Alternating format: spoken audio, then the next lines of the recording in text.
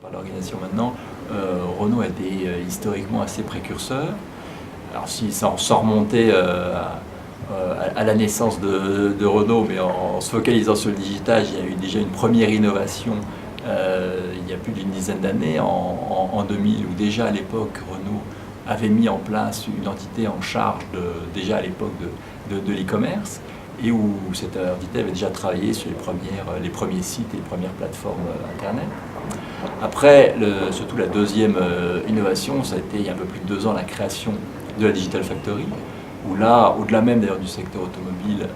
Renault a été une des premières grandes marques à créer ce genre d'entité. Entité qui regroupe donc toutes les expertises autour du digital, au service de l'intégralité de l'entreprise. Et puis plus récemment, et là c'est tout frais puisque ça date du 1er juillet, donc la réorganisation de la direction commerciale et marketing, avec notamment la création de la direction client, regroupant justement toutes les expertises, tous les actifs focalisés autour du client, donc la Digital Factory, le CRM, les call centers, le réseau, les bases de données, et en créant en plus de nouveaux métiers, avec des gens maintenant focalisés sur le parcours client. Une des particularités, qui est plutôt une best practice au niveau de la création à l'époque de la Digital Factory, a été de faire entre guillemets un spin-off de l'AIS, en intégrant au sein de la Digital Factory la partie AIS Digital, si je puis dire. Et je dis best practice parce qu'en discutant avec certains de mes collègues dans d'autres entreprises, on sait que sur le digital, très souvent, le sujet de l'IT est un problème, parce que un des éléments apportés par le digital est la vitesse. C'est ça aujourd'hui qui perturbe et secoue beaucoup l'organisation, c'est que le digital va très vite et il va de plus en plus vite. Or, l'IT, historiquement, et pour plein de raisons, a son propre rythme, son propre cycle, ses propres cycles de release et autres. Et donc très souvent dans les entreprises, vous avez un clash déjà entre les gens du digital et les gens de l'IT, ne serait-ce que pour des questions de timing et de calendrier. Donc le fait d'intégrer dans cette Digital Factory des gens venant de l'IT, donc qui connaissent l'IT, qui ont l'expertise IT, mais qui sont focalisés sur le digital et dans je dirais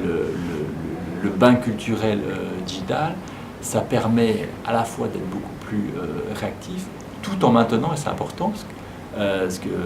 quand on dit spin-off, parfois ça peut dire aussi rupture, tout en gardant le pont, le lien avec le reste de l'IT. Comment arriver à juguler cette contrainte entre la vitesse du digital et puis la vitesse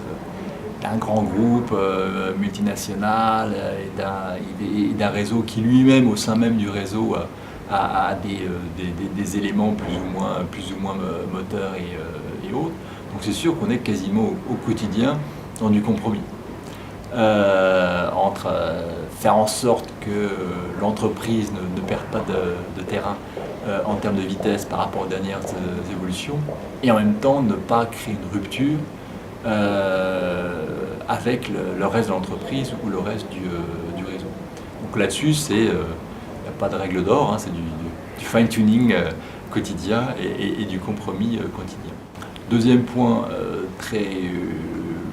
compliqué mais extrêmement important, c'est toute la notion autour de la formation, voire avant ça, autour de la pédagogie. Et donc,